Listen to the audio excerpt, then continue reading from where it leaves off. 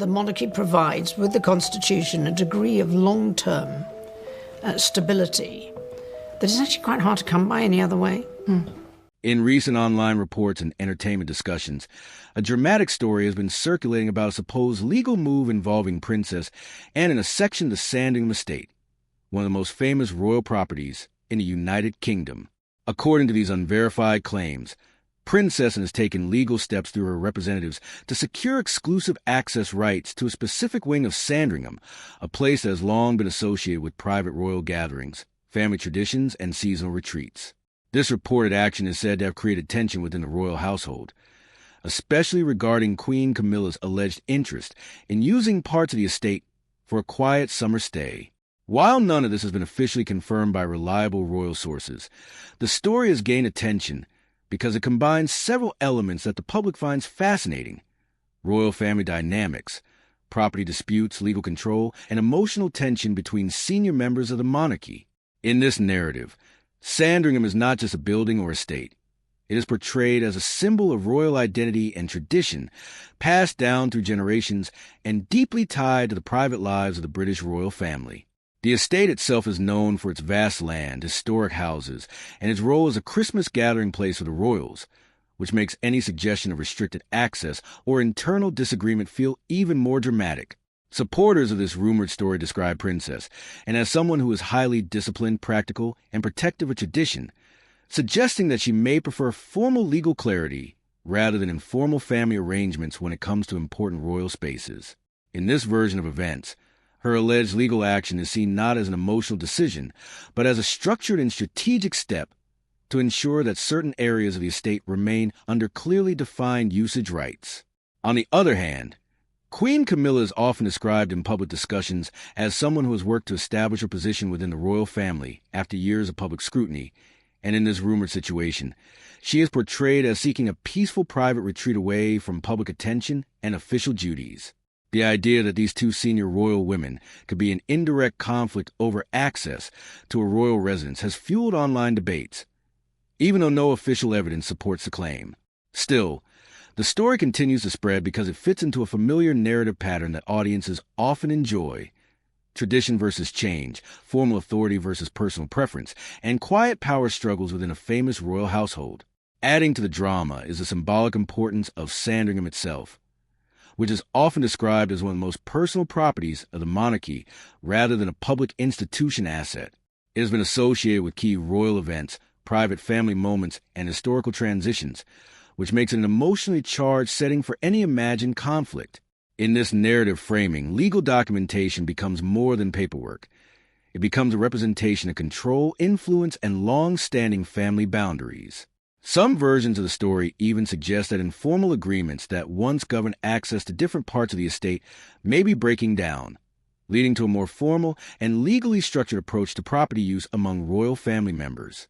This is often presented as part of a broader modernization of royal estate management, where personal relationships are increasingly supported or replaced by official agreements to avoid misunderstandings. However, it is important to understand that this entire storyline remains in the realm of speculation and entertainment reporting rather than verified fact. Still, the way it is told online makes it feel like a real unfolding drama, especially because it involves well-known figures such as Princess and Queen Camilla and King Charles, all of whom play significant roles in the modern royal narrative. The emotional angle of the story also focuses on loyalty, family boundaries, and the challenge of balancing personal privacy with public duty. In many retellings, Princess is portrayed as someone who prioritizes duty and structure above sentiment, while Camilla is shown as someone seeking comfort and privacy within the royal system she has grown into over time. These contrasting portrayals help build a sense of tension, even if the actual event behind the story are not confirmed. The legal element adds further weight to the narrative because it suggests a formal escalation from private disagreement to structured institutional action, which naturally captures audience attention. Overall, this first layer of the story reflects how modern royal narratives are often shaped more by online interpretation and storytelling than by official information, blending fact, rumor, and imagination into a single continuous drama that keeps viewers engaged. At the same time, the broader context of this rumored situation expands beyond just one property dispute and touches on the wider dynamics of the royal family as a whole, especially in relation to King Charles's position and the responsibilities he carries as monarch. In this narrative version, King Charles is often described as being in a difficult position, balancing loyalty to his sister princess and support for his wife Queen Camilla, and the overall need to maintain unity within the royal institution. The idea that he might be caught between two strong personalities adds emotional depth to the story and helps explain why such a situation will become complicated if it were real. Some interpretations of the rumor suggest that his health challenges and reduced public schedule could make internal family disagreements more sensitive, as fewer direct interventions from the monarch might allow tensions to develop quietly over time. Meanwhile, Sandringham is repeatedly highlighted as a central location not only because of its physical importance, but also because of its emotional significance to the royal family. It is often described as a place where traditions are preserved, where private moments happen away from public attention, and where the royal family gathers in a more relaxed setting during the holiday season. This makes it an especially powerful symbol in any story about internal family boundaries or access rights.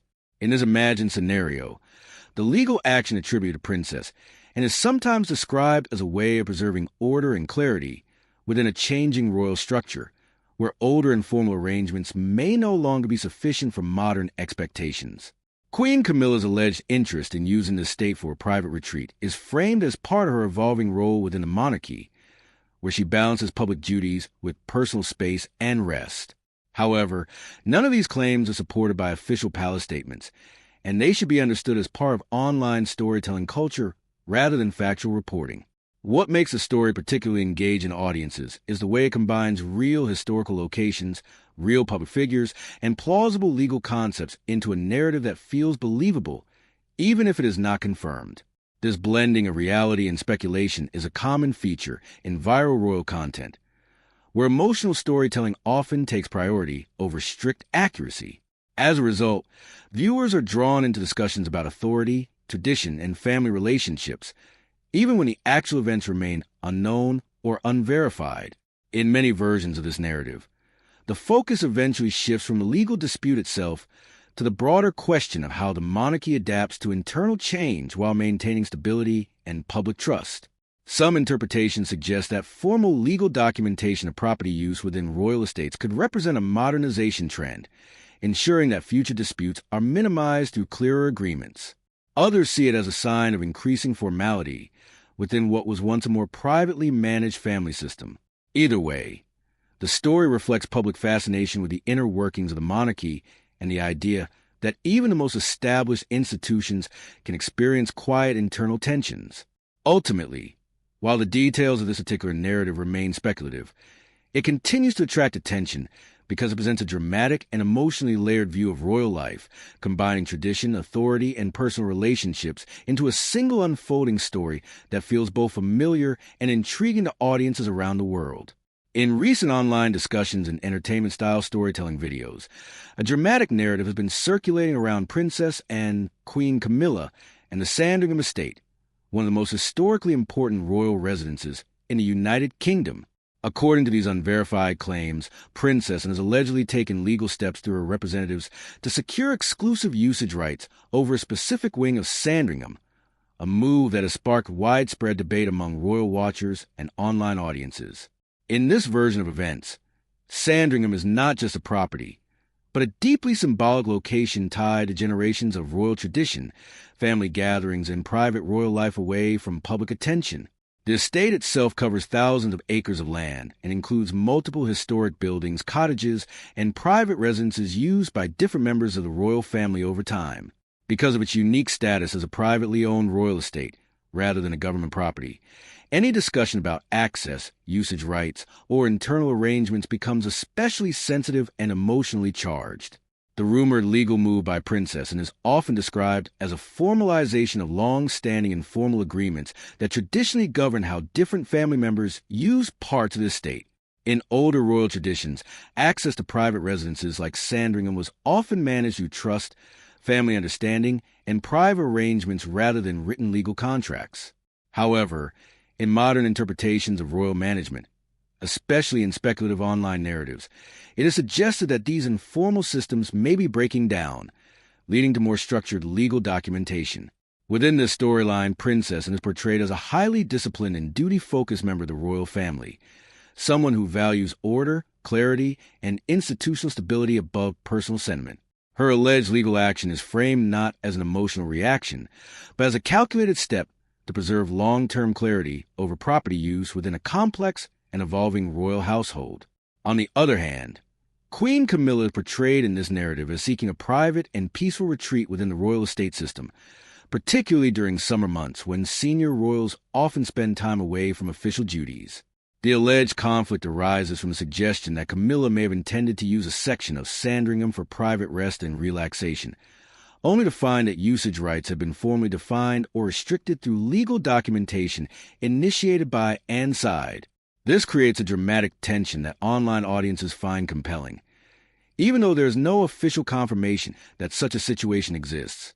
The reason this story spread so easily is because it fits a familiar narrative pattern often seen in royal-related content: tradition versus modern structure, family loyalty versus institutional boundaries, and private desires versus formal responsibilities. Sandringham itself plays a key symbolic role in this story, as it is historically associated with Christmas gatherings of the royal family, and has been a place where personal and public aspects of royal life intersect.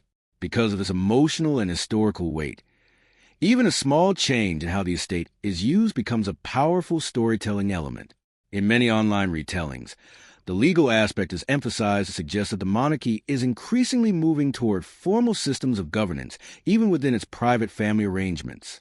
This adds a sense of seriousness and realism to the narrative, even when the details remain speculative.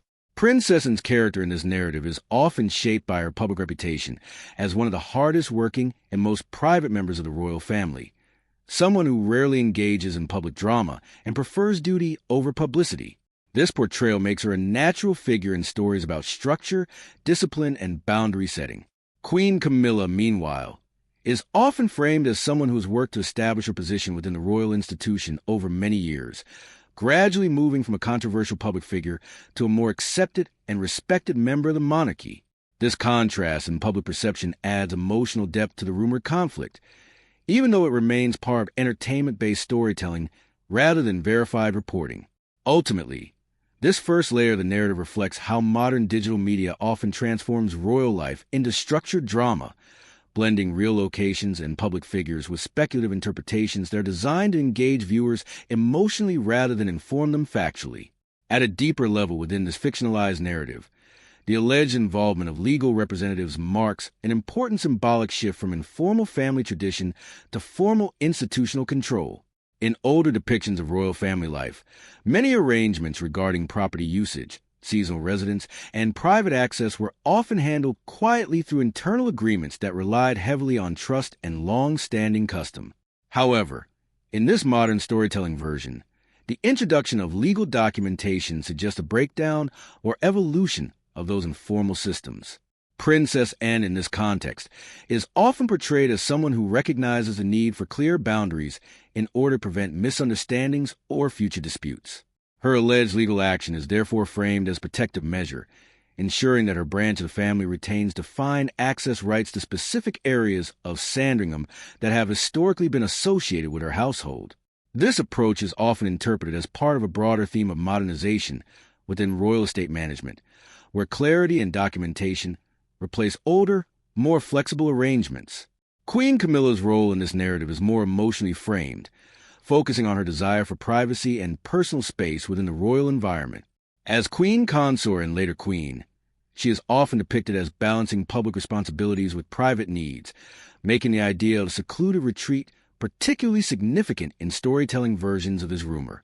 The alleged conflict over access to Sandringham thus becomes a symbolic clash between two different approaches to royal life, one emphasizing structure, order, and defined boundaries, and the other emphasizing comfort, flexibility, and personal retreat. King Charles is often inserted into this narrative as a central balancing figure who must manage tensions between different members of his family, while also maintaining institutional stability. In many versions of the story, he is portrayed as hesitant to intervene directly, preferring to allow formal processes or private negotiations to resolve disputes rather than publicly taking sides. This adds another layer of tension, as the silence is interpreted differently by each side within a narrative framework. Supporters of the storytelling angle often suggest that such silence can unintentionally deepen misunderstandings, especially in situations where legal documentation replaces informal communication. Meanwhile, Sandringham itself continues to serve as an emotional and symbolic center of the story. Its long history as a royal retreat, combined with association with family gatherings and private moments, makes it an ideal setting for narratives about access, ownership, and belonging. The idea that different members of the royal family might have competing interests in different sections of the state creates a natural sense of drama, even when the actual basis for such claims is unverified. In online storytelling culture, this type of narrative thrives because it allows audiences to imagine the private lives of public figures in detail, blending fact, speculation, and emotional interpretation into a continuous storyline. The use of legal language within the narrative, such as usage rights, formal agreements, and exclusive access, adds realism and structure, making the story feel more credible even when it remains speculative. At the same time, the emotional framing of family relationships ensures that the content remains engaging and widely shareable.